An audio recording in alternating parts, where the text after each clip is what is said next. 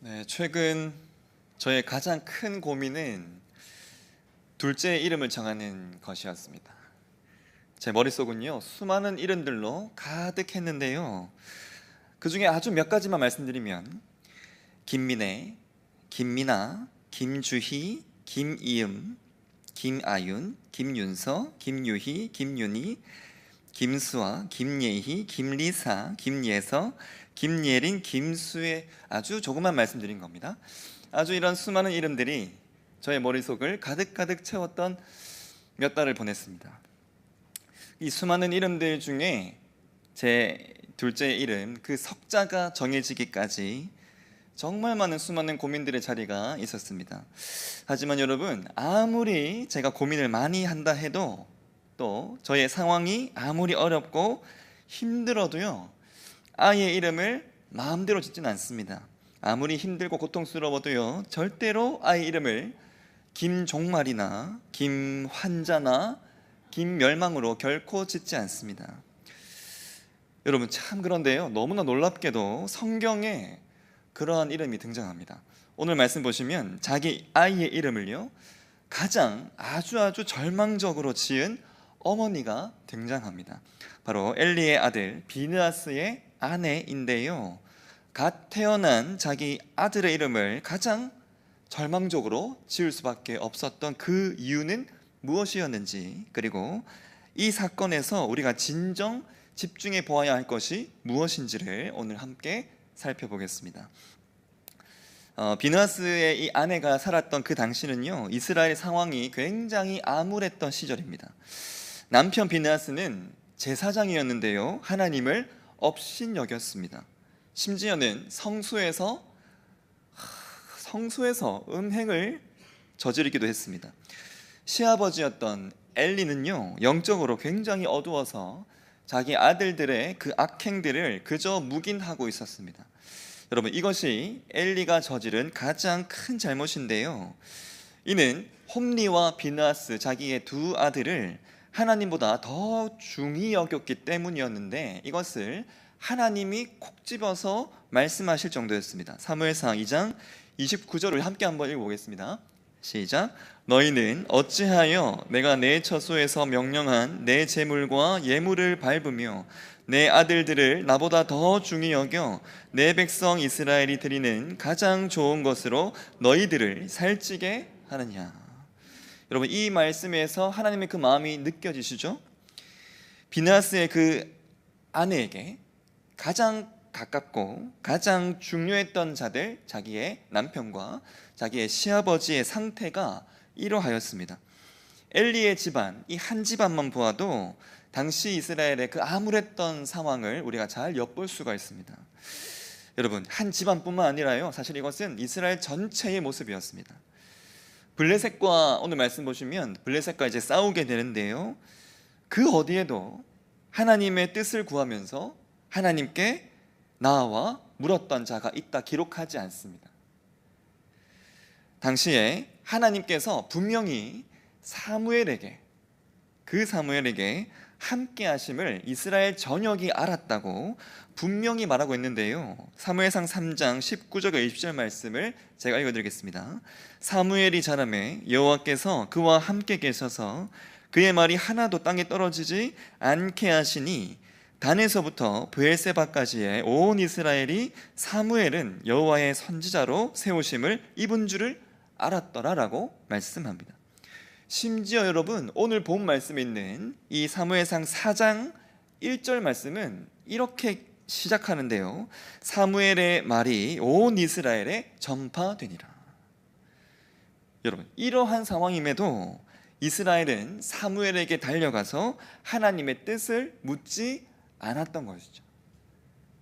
하나님의 그 향한 마음, 그 전심이 완전히 떠나 있는 상태.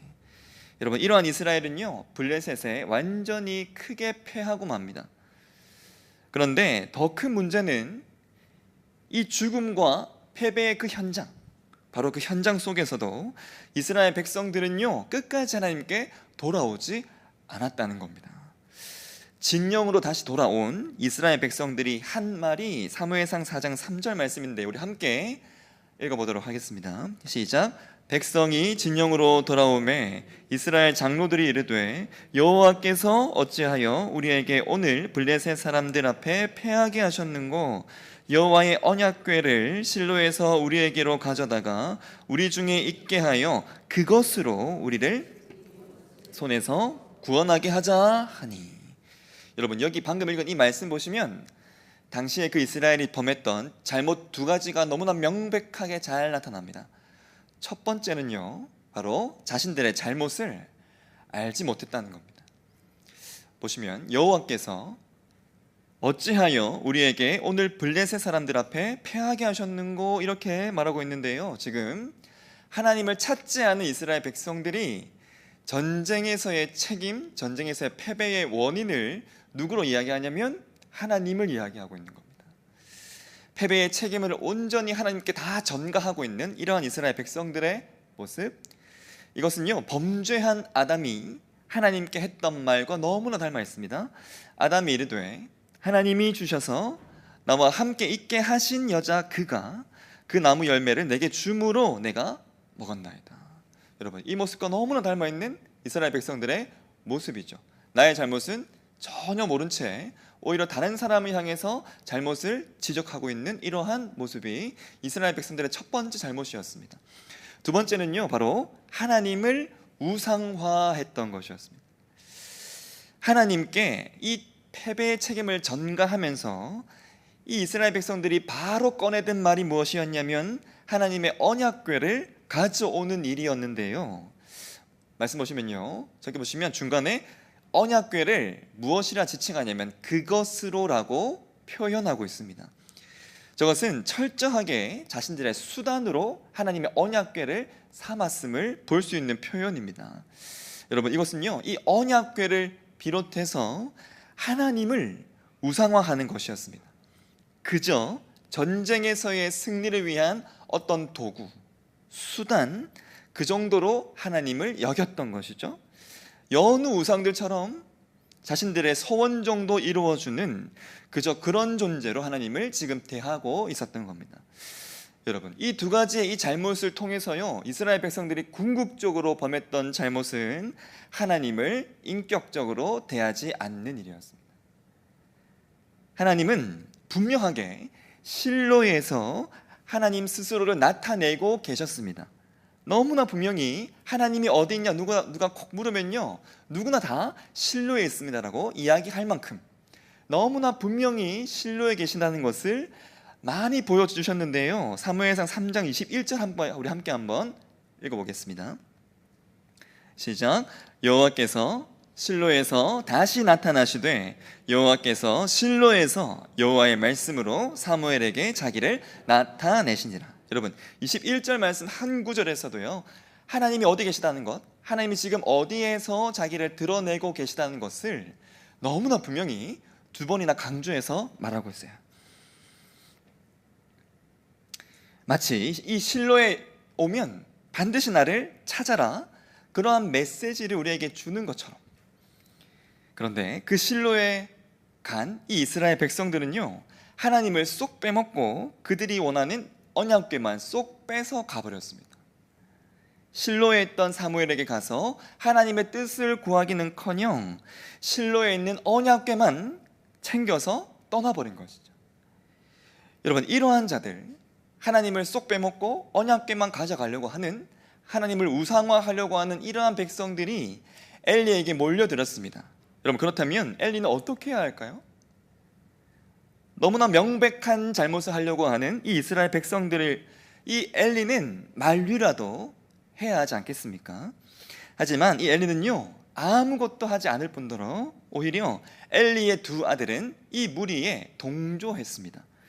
하나님을 수단화하고 우상화하는 이들의 이 잘못을요, 엘리가 또 묵인하는 것이죠.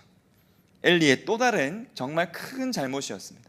자기의 두 아들의 잘못을 묵인한 것도 굉장히 큰 잘못이지만 이스라엘 백성 전체의 잘못을 묵인하고 이것을 그대로 허용한 것, 이것이 엘리의 다른 큰 잘못이었습니다. 여러분, 엘리는요, 원래 사사였어요. 물론 제사장이기도 하지만 사사로서 전쟁이 있을 때 책임감을 가지고 자기의 역할을 감당해야 했던 사람입니다.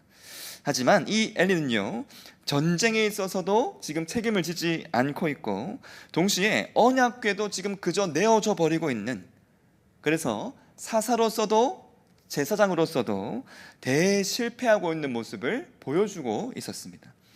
그런데 여러분, 너무나 재밌는 것은 이스라엘이 하나님을 향해서 이렇게 굉장히 삐뚤어진 모습으로, 삐뚤어진 눈으로 하나님을 보고 있을 때 이방 민족 블레셋은 하나님을 너무나 분명히 보고 있었습니다. 이것을요, 사무엘상 4장 7절과 8절에 이렇게 말씀합니다. 우리 같이 한번 읽어보겠습니다. 시작. 블레셋 사람이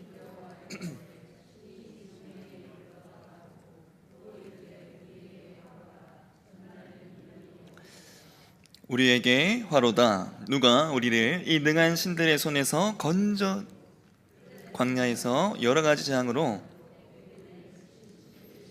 여러분, 지금 블레셋 민족의 말입니다. 하나님이 너무나 분명히 살아있는 신이라는 것을 지금 이스라엘 백성들이 하는 것이 아니라요, 블레셋 백성이 지금 이렇게 이야기하면서 이것을 얼마나 분명히 믿었던지 심각하게 그들 스스로 지금 화로다라는 표현을 2번이나 반복해서 하고 있습니다. 그러면서 대장부 같이 싸우라고 정말 사생결단을 하면서 스스로들을 독려하기 시작해요. 여러분, 이것은 하나님이 살아계시다는 것을 너무나 분명하게 알지 못하면 할 수 없는 일입니다. 하나님을 적어도 살아있는 분으로, 그리고 정말 인격적인 분으로, 이스라엘 백성들을 위해서 싸우시는 그러한 분으로 정확하게 보고 있음을 알 수 있는 모습인 것이죠. 여러분, 이렇게 각성한 블레셋에 의해서 이스라엘 백성들은, 그 언약궤를 메고 간 이스라엘 백성들은요, 더 처참하게 패하고 맙니다.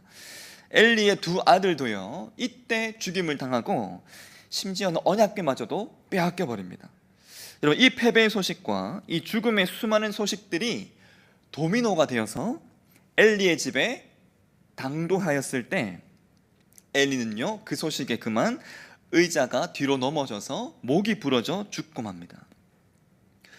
이는 전쟁에서의 그 실패, 그리고 백성들의 생명 보호의 실패, 그리고 자기의 2 아들의 생명과 자기의 생명까지도 지키지 못한 모든 것이 실패한, 즉 사사로서, 제사장으로서, 그리고 아버지로서의 완전한 실패의 모습을 보여주었습니다. 여러분, 이 절망의 도미노가요, 계속해서 점점 이스라엘 향해서 넘어지고 있었습니다. 계속 넘어지고 있을 그때 이 실패와 절망의 한가운데 있었던 사람이 오늘 말씀의 서두에 등장했던 비느하스의 아내였습니다. 즉 임신했던 비느하스의 아내에게 이 절망의 도미노가 막 넘어오고 있었던 것이죠. 절망의 이 전쟁에서의 그 패배와 언약궤를 빼앗긴 바로 그 이로 인해서 자기의 시아버지와 자기의 남편이 죽은 그 소식, 비느하스에게 이것이 얼마나 감당할 수 없는 충격의 소식이었는지 갑자기 배가 아파서요, 몸을 굽으려서 해산했다라고 기록합니다. 이는 해산할 때에 결코 좋지 않은 자세였습니다. 얼마 전에 아내가 둘째를 낳을 때 제가 옆에서 그 현장을 지켜봤던 아주 생생한 목격자로서 병원에서 끊임없이 제 아내에게 요구했던 자세가 있는데요, 바로 허리를 위로 드는 것이었습니다. 몸을 앞으로 하지 말고 허리를 높이는 것. 그래서 상체가 뒤로 넘어지도록, 즉 절대 앞으로 굽히지 못하도록 했는데, 몸을 앞으로 구부린다는 것, 이것이 산모 아이에게 얼마나 안 좋은 자세라는 것을 제가 그때 많이 보았어요. 아내가 너무너무 아파하는데요, 끝까지 허리를 들라고 하시는 거예요. 그래서 앞으로 구부려서 아이를 낳는 것이 얼마나 위험한 일인지를 제가 그 현장에서 참 많이 느꼈습니다. 그런데 그 위험한 그 자세로 지금 이 비느하스의 아내가 아이를 해산했던 것이죠. 그래서 여러분, 이 비느하스의 아내는요, 결국 아들을 낳고 죽어갑니다. 죽어가는 그 상황에서 그 아들에게 지어준 이름이 무엇이었냐면 바로 이가봇이라는 이름이었어요. 이것의 이름의 뜻은요, 영광이 없다라는 뜻이었는데, 영광이 이스라엘에서 떠났다는 의미였습니다. 하나님의 궤가 빼앗기고요, 시아버지와 자기의 남편이 죽는 그 상황에서 지은 이 이가봇이라는 이 이름은요, 완전한 절망을 의미하였습니다. 여러분, 아기를 낳고 아이의 이름을 짓는 일 참 복되고 참 가슴 떨리는 일입니다. 축복의 마음을 담아서 지어주는 참 그 선물과도 같은 그 이름인데요, 그 이름에 저주를 한껏 담아 이름을 지어준 것이죠. 여러분, 한 생명을 만나는 굉장히 기쁘고 감격스러운 그 순간이요, 지금 가장 절망적인 순간으로 얼룩져 버렸습니다. 가장 반가워야만 하는 그 만남이요, 가장 절망적인 만남이 되고 만 것이죠. 하나님께서 정말 선물과도 같이 주신 그러한 것들을 이렇게 저주스럽게 하도록 하는 것, 여러분, 이것은요 오롯이 사단이 의도하는 것들입니다. 죄악의 현장에서 이러한 모습들이 참 많이 일어나죠.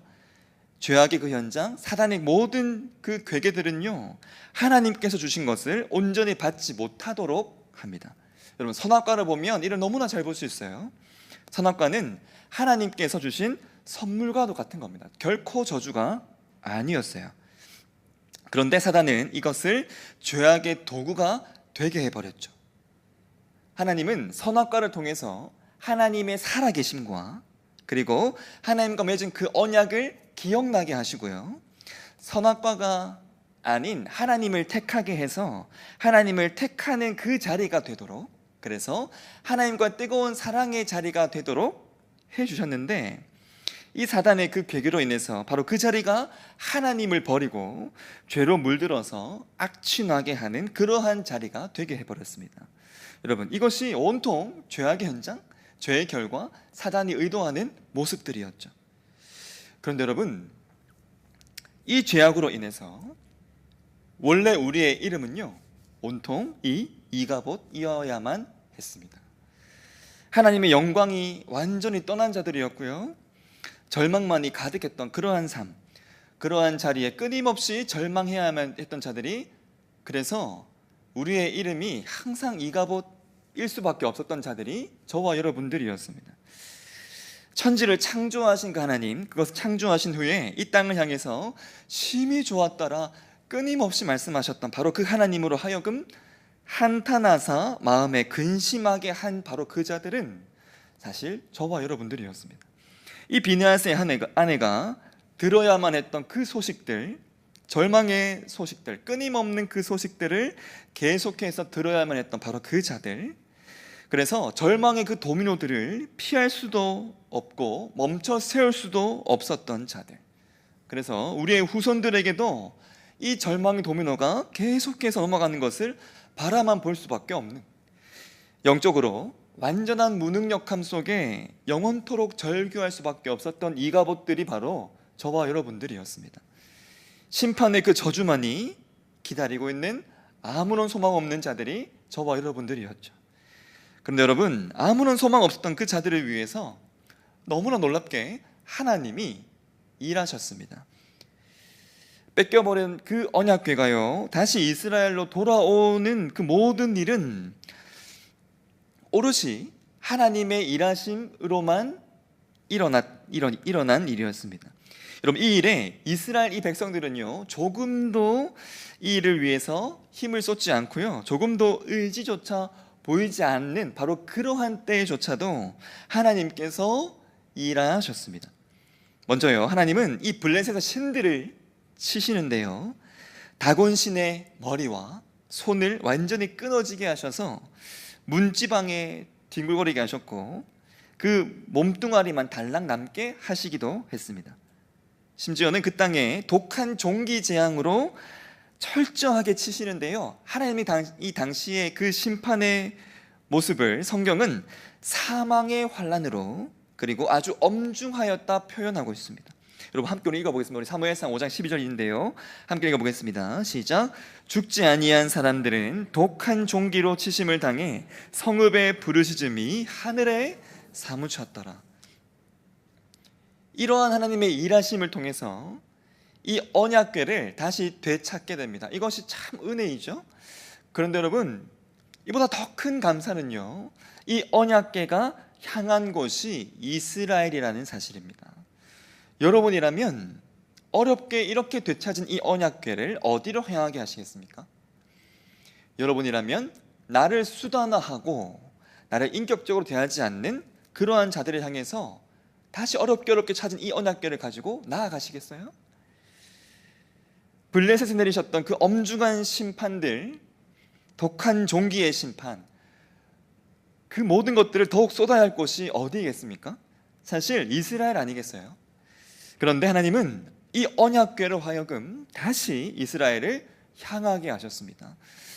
아들의 이름을 이가봇으로 짓고 있는 그 처참한 그 저주의 현장으로 이 언약궤를 다시 향하게 하시기 위해서 하나님은요, 심지어 젖먹이는 암소가 송아지를 떼어놓고요, 언약궤를 수레에 싣고 울면서 하나님께서 가라고 하시는 곳으로 나아가게 하는 굉장히 초자연적인 역사를 허락하시기도 하셨습니다.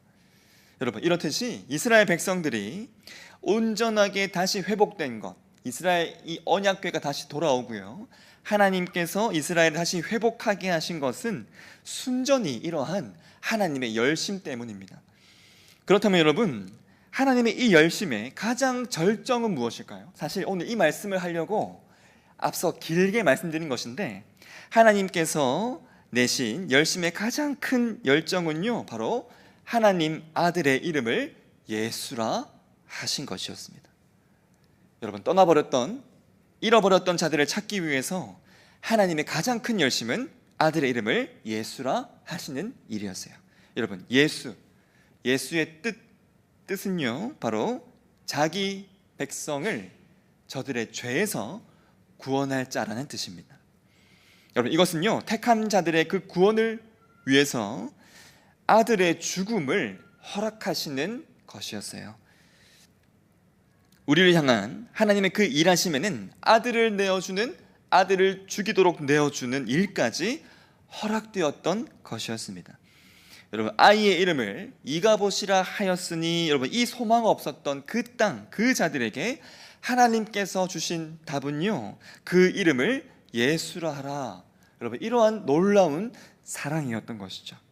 그리고요, 이 예수님을 통해서 그 비느하스의 아내가 절규하며 고통스럽게 죽어갔던 그 너무나 궁극적인 그 이유, 하나님의 떠나갔던 그 영광이 이 예수님을 통해서 다시 돌아오게 하십니다. 함께 우리 요한복음 1장 14절 말씀 같이 읽어보겠습니다. 시작. 말씀이 육신이 되어 우리 가운데 거하심에 우리가 그의 영광을 보니 아버지의 독생자의 영광이요 은혜와 진리가 충만하더라. 히브리서 1장 3절 말씀도 우리 같이 한번 읽어보겠습니다. 시작. 이는 하나님의 영광의 광채시요 그 본체의 형상이시라. 그의 능력의 말씀으로 만물을 붙드시며 죄를 정결하게 하는 일을 하시고 높은 곳에 계신 지극히 크신 이의 우편에 앉으셨느니라. 그 절규하며 떠나갔던 그 모든 영광들, 하나님의 그 영광들을 다시 예수님을 통해서 허락해 주시면서 그 우리에게 다가오고 있었던 절망의 그 도미노를 멈춰 세워 주셨습니다. 대대손손 이 절망의 도미노가 계속해서 넘어지는 것을 어찌할 수 없는 저와 여러분에게 오셔서요, 그것을 멈춰 세우신 분이 바로 이 예수님인 것이죠. 여러분, 이것을 멈춰 세우기 위해서 십자가에 올라가시는 그 예수님의 그 모습을 이 비나스의 아내가 보았다면, 그리고 하나님의 그 영광을 다시 우리에게 허락하시기 위해 아들의 이름을 예수라 하시는 하나님의 그 모습을 이 비나스의 아내가 보았다면, 그래서 자기의 삶의 모든 부분 마지막까지 자기의 삶을 얼룩주게 했던 이 이가봇이라는 이 이름에서 자유하게 되었음을 이 여인, 이 비나스의 아내가 깨닫게 되었다면 그 은혜에 얼마나 감격하며 감사했겠습니까? 오늘 말씀을 대하는 저와 여러분에게 하나님의 모습이 그렇게 감격스러운 모습임을 기억하시기를 소망합니다. 우리가 하나님의 아들로 불려지게 된 것, 이가봇이 아닌 하나님의 자녀로서 이 자리에 앉게 된 것은요, 비나스의 아내가 절규하며 죽어갔던 그 자에게, 그 자가 그렇게 보고자 했던 하나님의 너무나 놀라운 은혜임을 기억하셔야 합니다. 아들의 이름을 백성들을 구원하기 위한 이름으로 허락하신 바로 그 부분, 비참한 절망의 그 죽음을 직접 맞이해야만 했던 그 백성들을 위해서요, 가장 큰 절망의 그 자리에서 하나님의 영광이 떠나가는 그것을 십자가 위에서 몸소 다 내가 감당하리라 자처하신 바로 그분 예수님 안에 이 모든 은혜가 있음을 기억하셔야 합니다. 아버지로부터 떨어져 나가는, 정말 심장이 뜯겨 나가는 그 고통을, 그 절망과 고통을요 다 당하시면서 하나님의 그 영광을 저와 여러분으로 하여금 볼 수 있도록 예수님이 길을 열어주셨습니다. 죽으심으로 그 절망의 도미노를 멈춰 세우신 그 예수님 안에 우리의 소망이 있음을, 우리의 감격이 있음을, 우리의 기쁨과 참 은혜가 있음을 기억하시면서 참 우리의 다음 세대들에게 하나님 그 은혜를 담은 이름을 지어줄 수 있음이 얼마나 큰 은혜인지 모릅니다. 이런 은혜를 우리에게 허락하신 그 하나님, 그 은혜, 우리를 버리지 아니하시고요, 우리를 떠나지 아니하시고, 우리가 떠나 있는 그 상황에서도 우리를 향해서 언약궤를 가지고 향해서 나아오시는, 하나님의 임재를 상징하는 그 언약궤를 끊임없이 우리 앞에 허락하시는 그 하나님이 여러분이 항상 만나는 분, 항상 사모하는 분, 항상 나아가는 분 되시기를 간절히 소망합니다. 함께 말씀 기억하면서 이 하나님 만나기를 소망하는 마음으로, 또 우리에게 허락하신 그 영광을 감사하는 마음으로